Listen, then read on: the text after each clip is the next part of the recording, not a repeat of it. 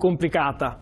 Però effettivamente ho avuto a un certo punto la sensazione di trovarmi come il vaso di coccio fra i vasi di ferro, e questo per il motivo che questa regione purtroppo sta assumendo un comportamento rispetto a questo tema che è un comportamento essenzialmente di chiusura, ed è quello che si sono trovati davanti i prefetti.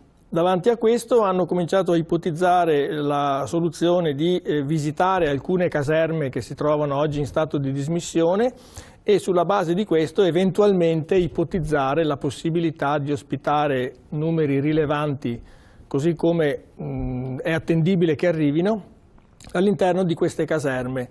Il problema non è tanto l'ospitalità o non ospitalità, accoglienza o non accoglienza. Il problema è che non si scarichino completamente i pesi di questa faccenda, che sono pesi rilevanti se dovessero mantenersi i numeri che abbiamo davanti, e non c'è nessun motivo per pensare che debbano diminuire.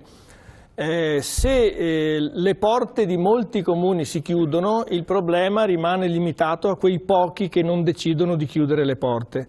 E questo è stato il mio atteggiamento. Mi sono trovato davanti un comune capoluogo che dice qui non si passa. Mi sono trovato davanti molti colleghi sindaci della provincia di Padova che ne hanno seguito l'esempio.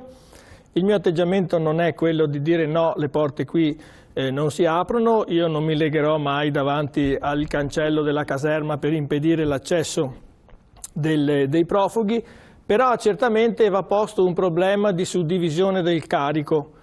Cioè vale a dire, se siamo in grado di collaborare tutti fra le cittadinanze, fra i sindaci, come facciamo e siamo abituati a fare in numerosi altri campi, probabilmente il carico dei migranti che arrivano potrà essere ripartito opportunamente in modo che le comunità siano in grado di accogliere davvero, perché a volte la parola accoglienza è una parola che viene usata un po' a dismisura, senza collegarla bene poi al fatto che accoglienza vuol dire lavoro, vuol dire sudore, vuol dire fatica, vuol dire continuità, vuol dire essere in grado di mantenere l'accoglienza stessa, e quindi è necessario dimensionarsi opportunamente per essere in grado di reggerne il carico.